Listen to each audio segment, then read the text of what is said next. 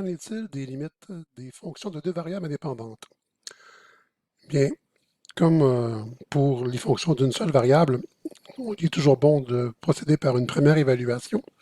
Ici, on ne rencontre aucun problème, donc aucune forme à déterminer, aucune non plus forme d'une constante différente de 0 sur 0. On aura notre réponse automatiquement. Donc, si j'ai, entre autres, ici, si j'ai ma fonction 3x plus 5y sur x2 moins 1 plus y, donc si je veux connaître la limite lorsque xy tend vers de 1, je procède à une première évaluation, je remplace les x par 2, je remplace les x par 1, j'arrive à 11 quart, il n'y a pas de problème, donc je suis certain que c'est la valeur de la limite. Par contre, qu'est-ce qui va arriver si on tombe sur un cas indéterminé 0 sur 0? Donc, dans les cas 0 sur 0, ce sont d'ailleurs les seuls indéterminés que nous allons traiter pour les fonctions de deux variables. Donc, pour que la limite existe, il faut obtenir la même valeur lorsque l'on approche le point x0, y0 par tous les chemins possibles passant par ce point. Petit rappel de calcul différentiel à une variable. Si on regarde ici en x égale 0,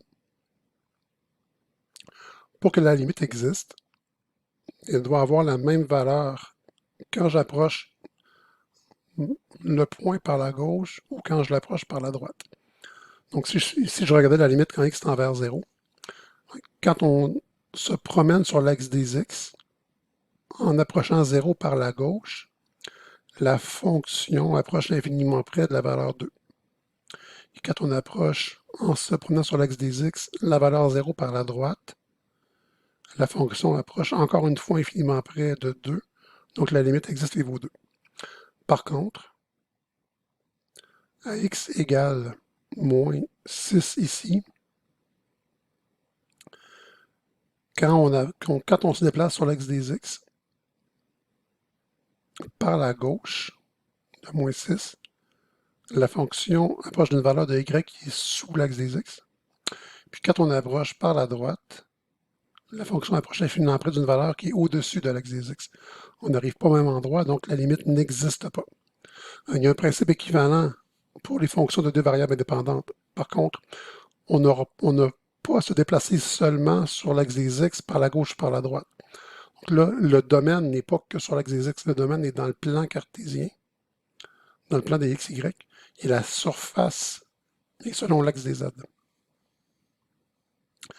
Donc, il n'y aura pas seulement deux chemins à vérifier. Il n'y aura pas seulement l'approche par la gauche et par la droite d'un point sur l'axe des x. Donc, c'est ce qu'on dit ici. Pour que la limite existe, il faut obtenir la même valeur lorsqu'on approche le point x0, y0 par tous les, entre guillemets, chemins possibles passant par ce point. Donc, on peut utiliser n'importe quelle promenade dans le plan des x, y qui passe par le point x0, y0. Et à chaque fois, on doit obtenir la même valeur de la limite. Or, si vous l'imaginez comme il faut, dans le plan des x, y, j'ai une infinité de façons d'approcher un point. Okay, donc, si j'ai un plan cartésien, je peux approcher un point par une droite, par une parabole, par une quadratique, par différentes droites. D'accord, si on se faisait rapidement un petit plan cartésien,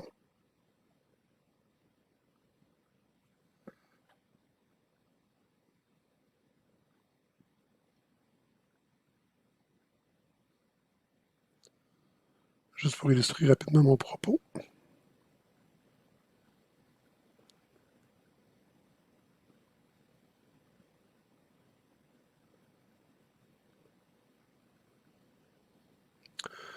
Bon, admettons que je veuille approcher le point 0, 0, mais j'ai le droit de passer par tous les points x0, y0 du plan.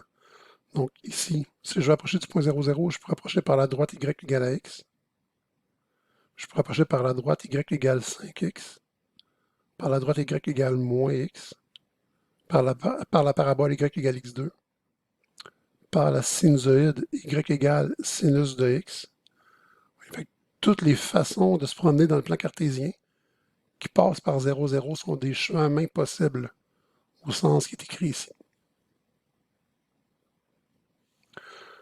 Donc, comment on va faire pour prouver, en fait, pour savoir si une fonction de deux variables indépendante a une limite lorsqu'elle est de forme 0 sur 0. Et je vous dis, on va surtout s'attaquer à prouver que les limites n'existent pas. Je ferai une petite remarque pour une limite qui existe à la fin des exemples. Donc, pour illustrer peut-être plus graphiquement comment on pourrait arriver à deux valeurs de z différentes en changeant de chemin. On peut venir voir ça ici. Imaginons que j'ai fait ce ne serait pas une très belle surface. C'est comme un morceau de plan avec un autre morceau de plan à l'intérieur. Mais tout de même, imaginez que les lignes, les droites bleues et vertes sont dans le plan des XY. Donc, si on se déplace, donc le point d'intersection, c'est le point 0, 0 ici, dans le plan cartésien. Donc, si j'approche le point 0, 0 par la droite, y égale x ici. Qu'est-ce qui va arriver? Bien, sur la surface, la personne, non pas la personne évidemment, mais si un point se déplaçait sur la surface en même temps au-dessus de celui qui se déplace sur la droite qui est en bleu, bien, le point va monter jusqu'ici.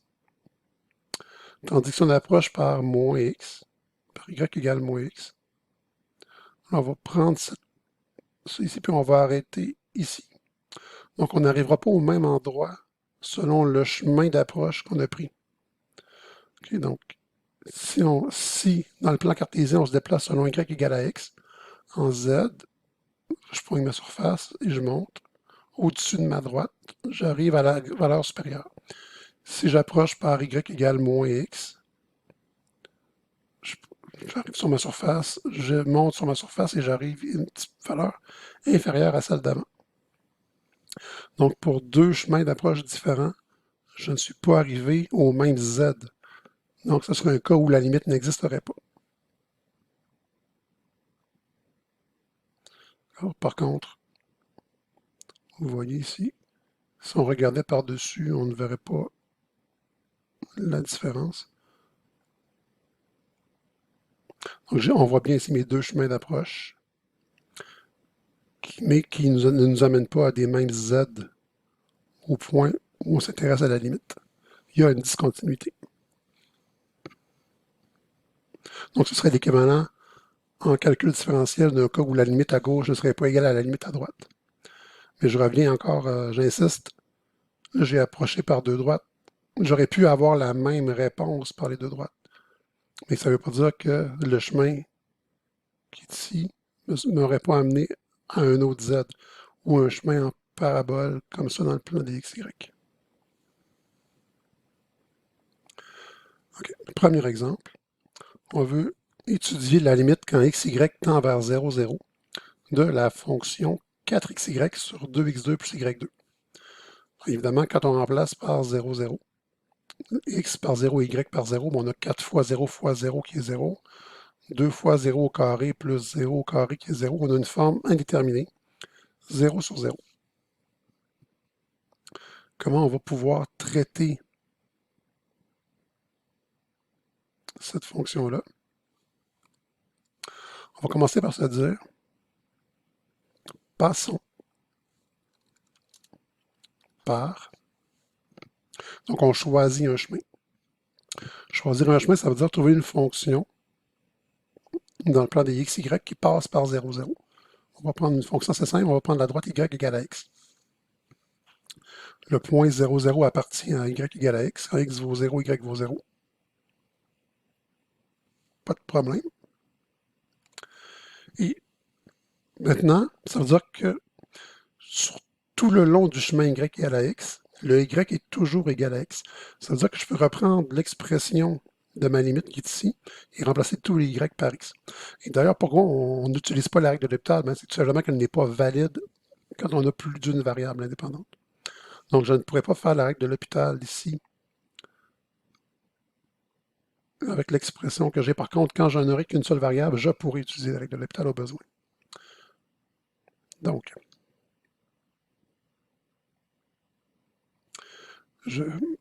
ma limite de fonction de deux variables va devenir une limite d'une fonction à une variable. Et ce sera lorsque x seulement tend vers 0 de 4x. Je remplace y par x, donc fois x, sur 2x2 plus, je remplace y par x, donc y2 devient x2. Qu'est-ce qu'on va avoir? On va obtenir la limite lorsque x tend vers 0 de quelle expression? De 4x fois x, donc 4x2, sur 2x2 plus x2, donc 3x2. Ici, les x2 vont se simplifier. Il va me rester la limite d'une constante 4 tiers. La limite d'une constante étant la constante, la limite vaut 4 tiers. Ça veut dire que si j'approche le point 0, 0 dans le plan cartésien par la droite y égale à x, je vais arriver autant à gauche et à droite, autant par la gauche que par la droite sur le chemin, la droite y égale à x, à une valeur de z égale 4 tiers. C'est ce qu'on illustre ici. Donc ça c'est la fonction. Non, ce n'est pas la bonne fonction.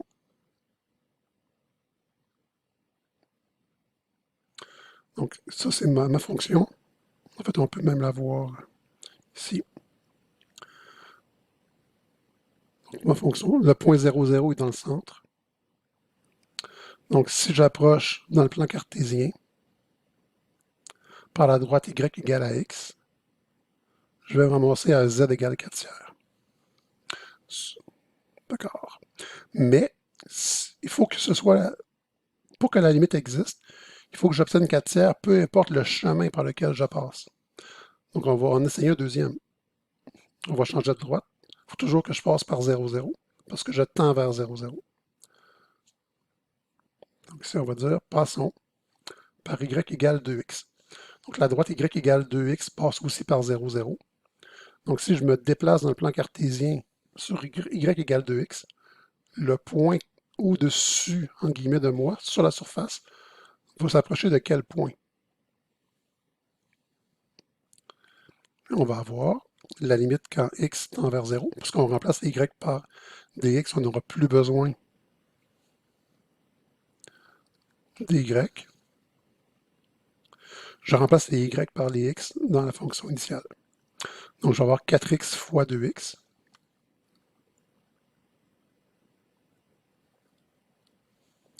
sur 2x2 plus le y2. Donc on remplace y par 2x qu'on élève au carré.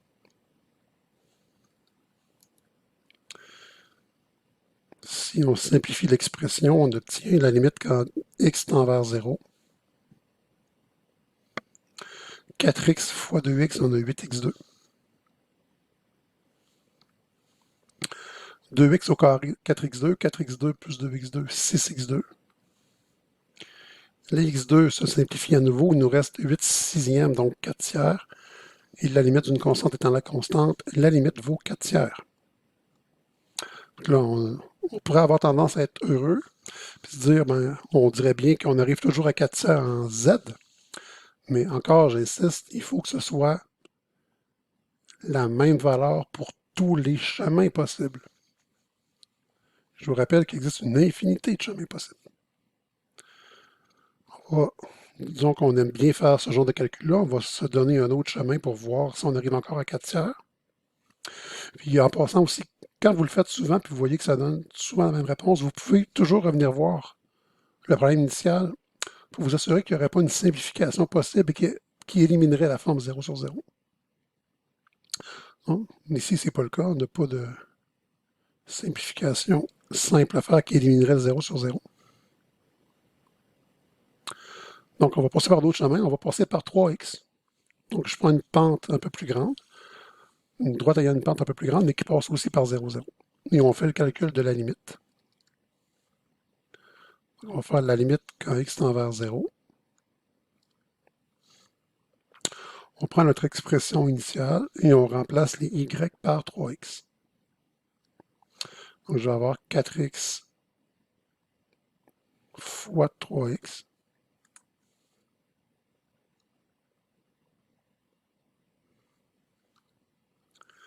divisé par 2x2 plus 3x au carré.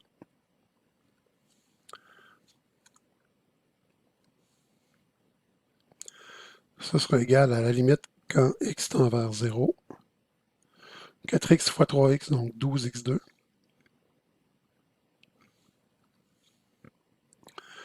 3x au carré, 9x2. 9x2 plus 2x2, 11x2. Les x2 se simplifient à nouveau. Par contre, en simplifiant les x2, il nous reste la constante 12 onzièmes. La limite d'une constante est à la constante. On obtient comme réponse 12 onzièmes. Oups! On n'arrive pas à la même valeur de z. Donc, mon chemin d'approche du point 0, 0 m'amène à un point de la surface différent de ceux d'avant. Donc, la limite n'est pas unique selon le chemin d'approche. Puisqu'elle n'est pas unique selon le chemin d'approche, quelle sera la conclusion sur la valeur de notre limite? On pourrait dire que par les trois calculs qu'on vient de faire ici, si on a de la place, on peut mettre la conclusion en dessous. Ce serait même plus naturel, mais ici, ça a l'air un peu serré dans les notes. Donc, on va faire une conclusion à droite, ici. Donc, par les calculs qu'on vient de faire, on peut donc déduire que la limite, lorsque x, y tend vers 0, 0 de 4x sur 2x2 plus y2, eh bien, malheureusement, cette limite n'existe pas. Je dis malheureusement, mais en fait, on pourrait même dire heureusement parce qu'on vient de trouver la réponse à notre questionnement. Cette limite n'existe pas.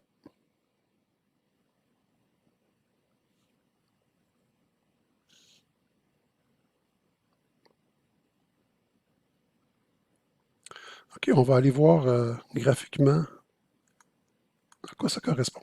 Donc, quand on approchait par x, par y égale à x, on arrivait à z égale 4 tiers. Quand on approchait par 2x, on arrivait à z égale 4 tiers. Quand on approchait par 3x, on arrivait à z égale 12 onzièmes.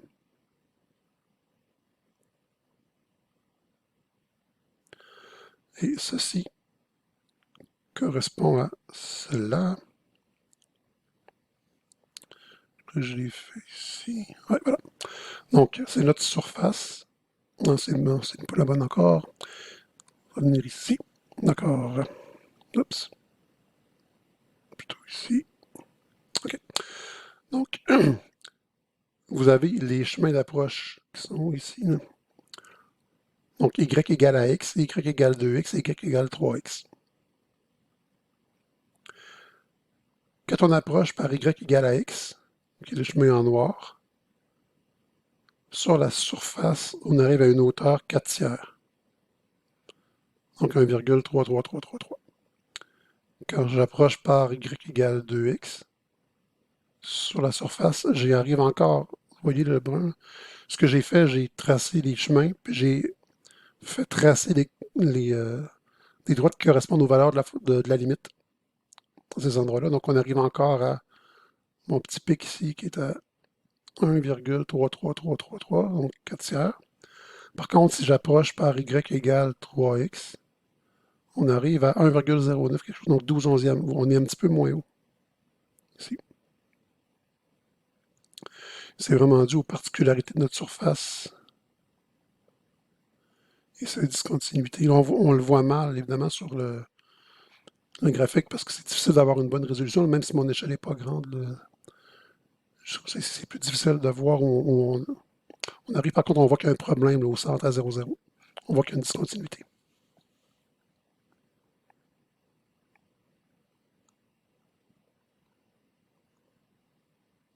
Donc, ce qu'on vient de voir, c'est l'équivalent de quand j'approche de deux manières différentes, je n'arrive pas au même endroit. La limite n'existe pas.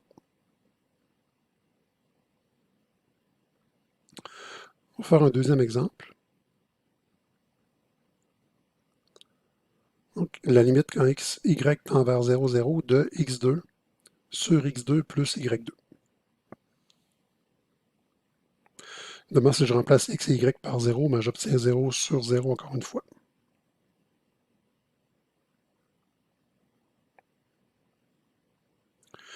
Chacun des exemples qu'on va faire va nous amener un petit élément différent du problème précédent. Donc, vous pouvez vous imaginer évidemment que ça puisse être fastidieux de faire l'étude de ces limites-là, puisque il faut que la valeur de la limite soit la même, peu importe le chemin que j'utilise, et qu'il y ait une infinité de chemins, je pourrais faire des calculs longtemps. Ben, on va se donner un petit truc. Comme là, on a approché tout à l'heure par y égale à x, y égale 2x, y égale 3x. Si j'avais obtenu la même réponse à 3x, j'aurais pu essayer 4x, j'aurais pu essayer moins x, moins 2x. J'aurais pu essayer aussi des pentes qui ne sont pas des entiers naturels. Donc, y égale 0,4x, y égale 0,4156x, peu importe. Sinon, j'aurais pu approcher aussi par des paraboles, par des sinusoïdes. Mais si on regarde les droites, quelles caractéristiques ont les droites qui passent par 0, 0? Elles sont toutes de la même forme. Elles sont toutes de la forme y égale une pente fois x. Donc, on pourrait régler le cas de toutes les droites en un seul calcul. Plutôt que de faire la limite quand y égale x, y égale 2x, y égale 3x. Essayons d'un seul bloc toutes les droites passant par 0, 0. Donc, si on l'applique à notre petit calcul qui est ici, donc la limite quand x, y tend vers 0, 0, de x2 sur x2 plus y2. Donc, si je passe par y égale a fois x, j'aurai de la limite lorsque x tend vers 0. Encore une fois, important, il faut que le chemin par lequel on passe, évidemment, passe par le point vers lequel on tend. Donc, ici, qu'est-ce qu'on fait? On remplace les y par des ax. Au numérateur, on va avoir x2. Au dénominateur, on va avoir x2 plus y2 en remplaçant y par ax.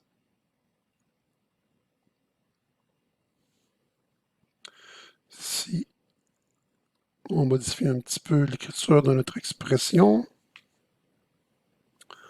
on va obtenir la limite quand x tend vers 0 de x2 sur x2 plus a carré x2. Donc, je pourrais mettre x2 en évidence.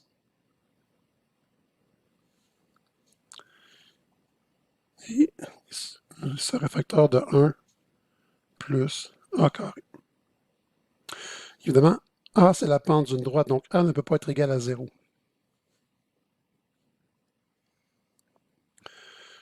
Et il ne sera pas non plus égal à a carré, ne sera pas égal à moins 1, on est dans les nombres réels. Donc, mon dénominateur, si l'expression dénominateur 1 plus a carré ne s'annulera pas. Les x2 vont simplifier, mais a, c'est une pente. Donc, pour chacun des chemins qu'on utilise, la pente, c'est une constante. Donc, si je peux simplifier mes x2, il me reste la constante 1 sur a plus 1 sur 1 plus a carré. La limite d'une constante étant la constante, la réponse de la limite est 1 sur 1 plus a carré. Or, a est une constante pour un chemin donné. Par contre, a peut prendre toutes les valeurs réelles ici. Donc, selon la valeur de a, selon le chemin choisi, le résultat de la limite va changer. Si a vaut 1, si on passe par y égale à x, la pente va être de 1/2. Si a vaut 2, si on passe par y égale 2x, la pente va être de 1/5. Pas la pente, mais la limite va être de 1/5. Donc, la valeur de la limite va changer selon la valeur de la pente, et donc selon le chemin qu'on utilise. Puisque la limite n'est pas unique, la conclusion qu'on peut tirer de ce simple calcul est donc la limite initiale, la limite lorsque x, y tend vers 0, 0 de x2 sur x2 plus y2 n'existe pas.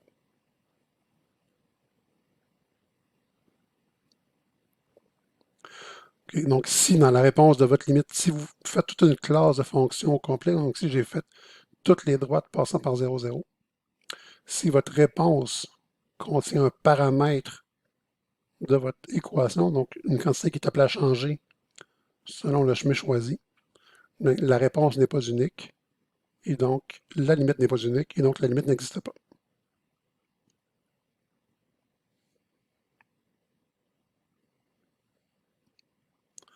OK. On pourrait penser ainsi que tout est réglé, tout est beau. On va venir appliquer la même technique qu'on vient de faire pour se repratiquer à un troisième exemple. Juste avant, je vais aller illustrer ce qu'on avait fait tout à l'heure. Donc ça, c'était la fonction qu'on vient de faire, x2 sur x2 plus y2. On voit qu'il semble y avoir une discontinuité au centre, donc quand on est à 0, 0. Puis là, évidemment, on ne peut pas trop réduire l'échelle, mais dites-vous que ça ici, l'espace qui est ici est infinitésimal. Donc, c'est un petit trou. Puis vous voyez que, on le voit là qu'on peut approcher. Donc, si on est sur la surface et qu'on approche comme ça ici, on va se ramasser à une hauteur assez haute. Mais on pourrait aussi se ramasser à une hauteur différente. D'accord? C'est ce qu'on va voir avec l'illustration des chemins ici. Donc, j'ai encore illustré trois droites, y égale à x, y égale 2x, y égale 3x, puis on voit que sur la fonction, à chaque fois, on arrive à une valeur différente. Donc, la limite n'existe pas. D'accord, on revient à notre exemple ici. La limite, lorsque x, y tend vers 0, 0, de 2x3y sur x5 plus xy2. Donc, à quoi peut bien être égale cette limite? Quand on remplace, en première évaluation, x par 0 et y par 0, on a une forme indéterminée 0 sur 0. On va se choisir un chemin par lequel on va approcher. On va encore faire comme tout à l'heure. On va traiter le cas de toutes les droites en même temps. Donc, passons par y égale à x. On va obtenir la limite quand x tend vers 0.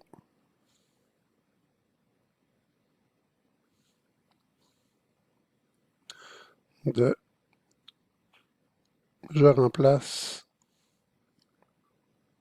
dans mon équation initiale les y par des ax. Donc 2x3 fois ax plus x5 divisé par x5 plus x fois ax au carré. On va obtenir la limite quand x tend vers 0 de 2x3 fois x, on va avoir 2ax4. Au dénominateur, on aurait x5 plus ax3. Donc, on pourrait mettre x3 en évidence.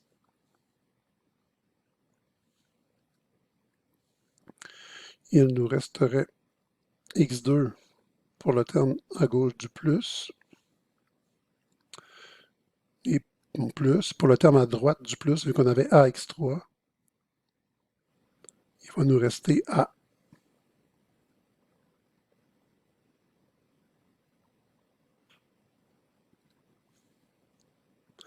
Égal. Ici, x4 divisé par x3.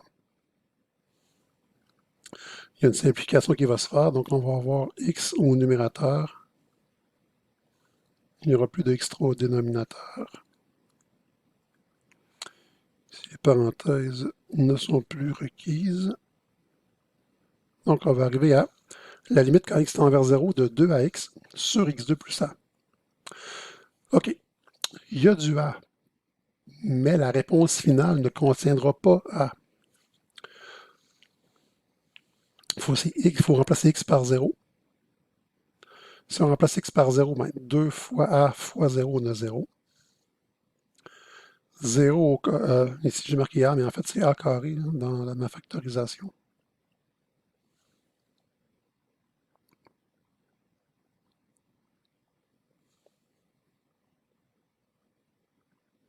Ici on va avoir A2x3. OK. Donc 2 fois 0, 0. 0 au carré plus A au carré, A au carré. A étant la pente d'une droite n'est pas égal à 0. Donc je n'ai pas de 0 sur 0. J'ai le vrai nombre, j'ai une quantité infiniment près de 0 divisée par un nombre qui n'est pas de 0. Ça me donne une réponse infiniment près de 0. Donc la limite tend vers 0. Ça veut dire que peu importe la droite par laquelle je vais approcher le point 0, 0 dans le plan des XY, en Z, je vais m'approcher infiniment près de la valeur 0. Donc, si on fait un début de langage en disant Z est la hauteur, ben, peu importe la droite dans le plan des XY que je vais utiliser pour approcher le point 0, 0, en hauteur, en Z, la fonction va approcher infiniment près de 0, de Z égale 0. Donc là, on vient de traiter l'infinité des droites possibles passant par 0, 0. Mais il y a d'autres chemins possibles dans le plan cartésien qui passent par 0, 0, entre autres la parabole y égale x2. Donc on pourrait aller voir qu'est-ce qui se passe si on approche plutôt par la parabole y égale x2. Donc passant par y égale x2,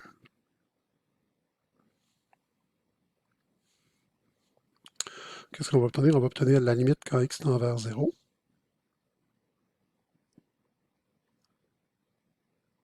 Je remplace les y par x2 cette fois-ci.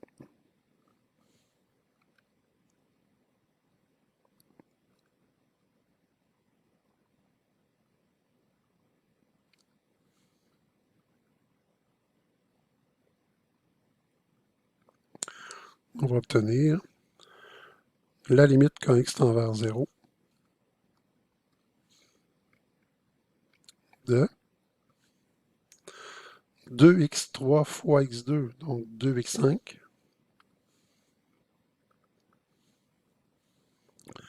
sur x2 au carré x4, x4 fois x, x5, x5 plus x5, 2x5.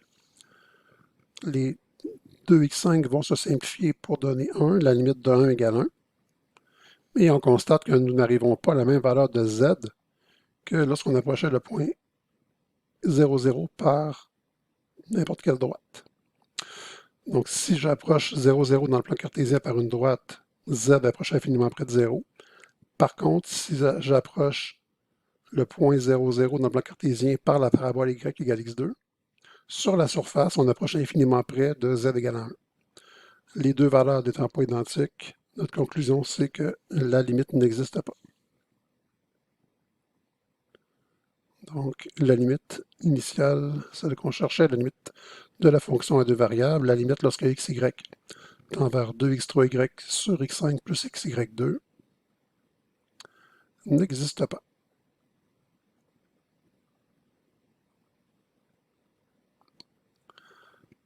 D'accord. Si on va voir un petit peu graphiquement qu'est-ce qui se passe. Ben ici, j'ai ma droite en noir sur la droite y égale à x. On voit un petit peu, ici on voit mieux le chemin. J'ai pas seulement mis les hauteurs de z, mais j'ai vraiment les traces sur la fonction. Donc, quand je me déplace sur le chemin en noir, ici dans le plan des XY, qui est au centre de ma boîte, sur la surface, j'approche infiniment près de la valeur 0, ici. Donc, si j'approche de 0, vous voyez la fonction s'en vient près de 0 en z. En brun, j'ai mis une autre, j'ai dû mettre probablement y égale 2x. Donc si j'approche par y égale 2x dans le plan cartésien, sur la surface, vous voyez, donc dans ce sens-là, sur ma droite, donc si je parcours ma droite, dans ce sens-là ici, sur la surface, j'approche de 0.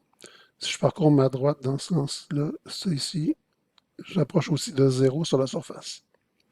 Par contre, là, en vert, on le voit mal, mais c'est parce qu'on est sur une coupe où on fait face à la parabole, mais en Z, c'est y égale x2, c'est le chemin.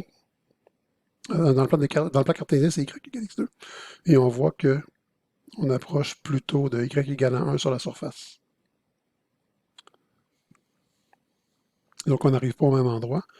Puis, pour vous le rappeler comme il faut, c'est possible, on le voit bien avec l'illustration qui est ici. Donc, dépendamment du chemin qu'on prend, si on suit, si on approche par le chemin en vert ici, sur la surface, on irait au petit sommet à l'intérieur. Tandis que si on avait pris le chemin ici, ben, quand on se déplace sur la surface, on monte. Donc, je fais la limite vers le même point. Je n'approche pas par les mêmes chemins, mais j'arrive pas au même endroit. Dites-vous, c'est comme au cégep. Supposons qu'on va approcher du centre du cégep sur le sol. Le point qui représenterait le centre du cégep sur le sol, qui serait le plan des XY. Ben, si je n'approche pas de ce point-là par le même chemin, je pourrais, disons, arriver par l'entrée principale du collège ou par une des entrées secondaires, supposons sur une porte de côté. Ben, imaginez-vous, il y a des escaliers quand vous entrez, ben, c'est comme si, quand vous marchez dans le cégep, c'est comme si vous étiez sur la surface. Si vous entrez par la porte principale puis que vous continuez, ben, vous allez peut-être vous retrouver au deuxième étage. Sur la porte de côté, si vous rentrez puis que vous prenez des escaliers, vous allez peut-être vous ramasser au sous-sol. Donc, vous n'arriverez pas au même endroit, mais vous allez être un par-dessus l'autre. Donc, un en dessous du sol, un en haut du sol, mais au-dessus du point qui est au centre du cégep. Donc, dépendamment par quel chemin vous avez approché de ce point-là, vous n'êtes pas ramassé à la même hauteur, vous n'êtes pas ramassé au même Z. Je vais faire une petite remarque. On va appeler ça une note.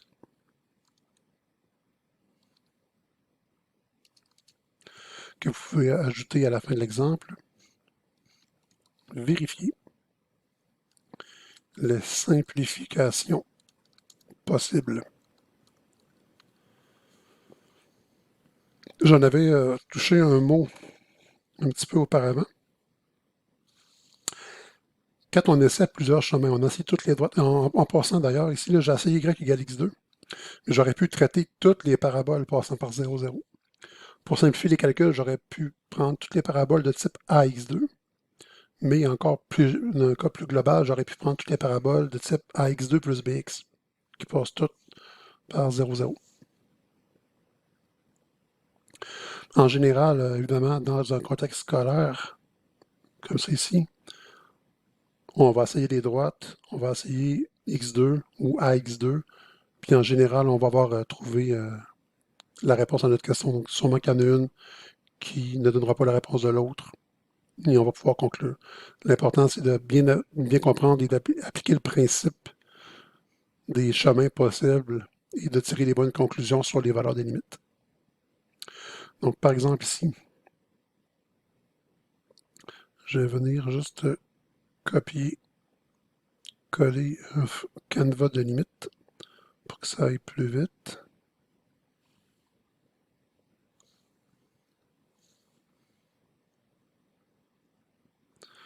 Donc, ici, si on s'attardait à la limite lorsque x, y tend vers 0, 0 de x2 moins y2,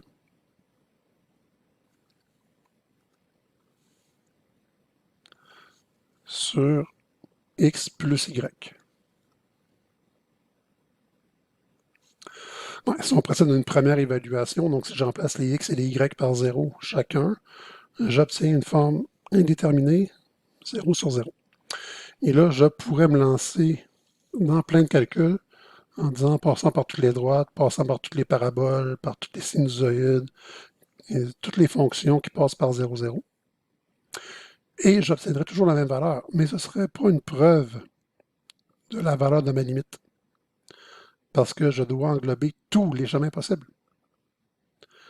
Mais si ça donne toujours la même réponse, il y a peut-être un indice que on n'avait pas vraiment une forme indéterminée. En fait, il y avait une façon très simple de lever la détermination. Donc ici, qu'est-ce qu'on peut remarquer? Ben, le numérateur, c'est une différence de carré. Donc, ça se factorise.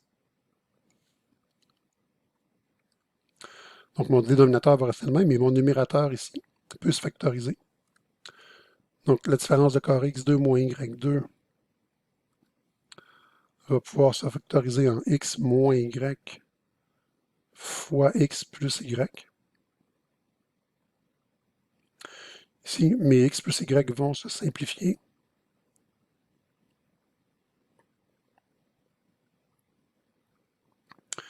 Puis évidemment, il va nous rester la limite quand xy tend vers 0, 0